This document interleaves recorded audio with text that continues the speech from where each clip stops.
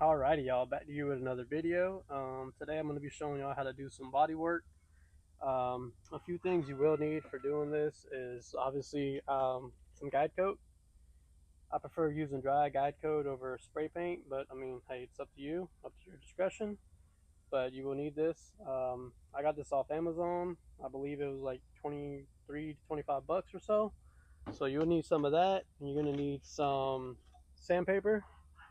I have three different grits. I have 80, 120, and 180. So I'd highly recommend those three grits. Obviously, you can use what you have, I guess, but I would highly recommend this. And first and foremost, we're going to start with the 80 grit, and we're going to go over these ridges. And don't mind my little blob here. I had a low spot, so I filled it with my finger. So first of all, like I said, we're going to go over these ridges. We're going to knock these ridges down, and we're going to smooth this out. And we're not going to worry about the edges just yet. So we're going to worry about the center and getting it smooth. So I'm going to go ahead and put it on pause, and then I'll cut that back on when I get done. Alrighty, so as you can tell, I got the ridges down. Sorry for the poor lighting. I got the majority of the ridges down. You really can't tell. I got rid of the spot right here. So now you can see we have the edges. So now we're going to work on feathering the edges. So for that, we're going to use the 120. And I'm going to go ahead and do that. I'm going to feather in the edges.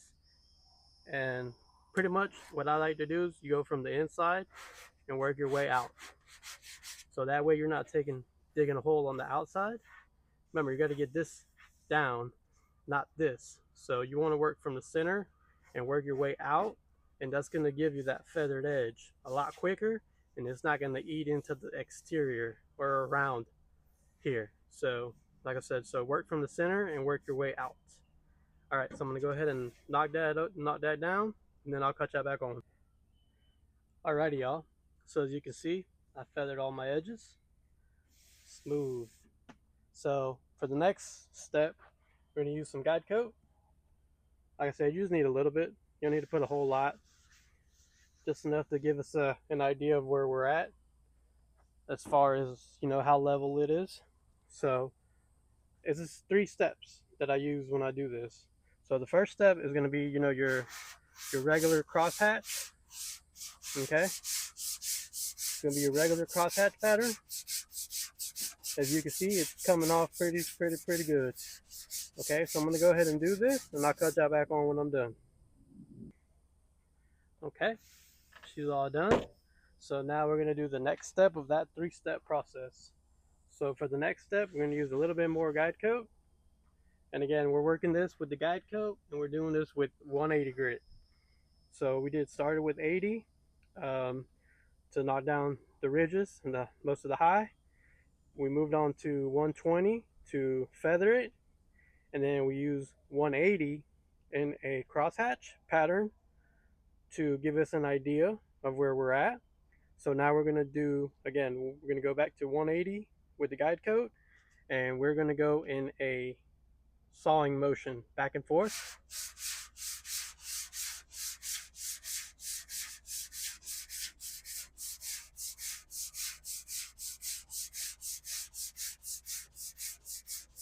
And this is just until the guide coat is mostly gone.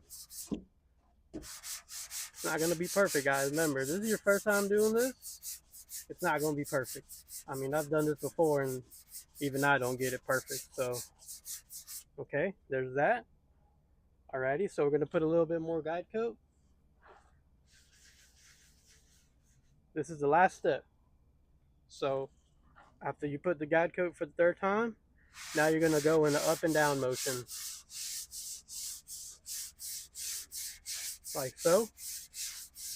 Hopefully it's in the frame. I'm trying to do this one-handed. So like so, you're just going to do this. Now you will have, what I'm saying, if this is your first time doing this, you'll probably have little holes, little pinholes. You'll have, low spots, all kinds of things. So don't worry about perfection as such. So that's it. That's pretty much it. She's done. Simple as that. Smooth. uniform. You can tell it looks like I got little low spots here and there, but again, when I hit that with primer, some high build primer, I don't know if y'all can see that or not, but she's smooth.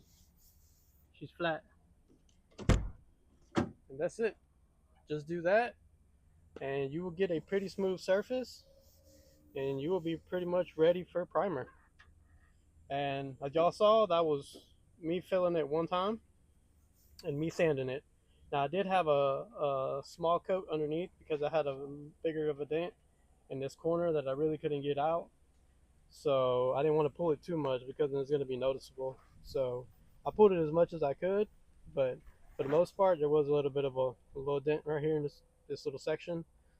But as you can see,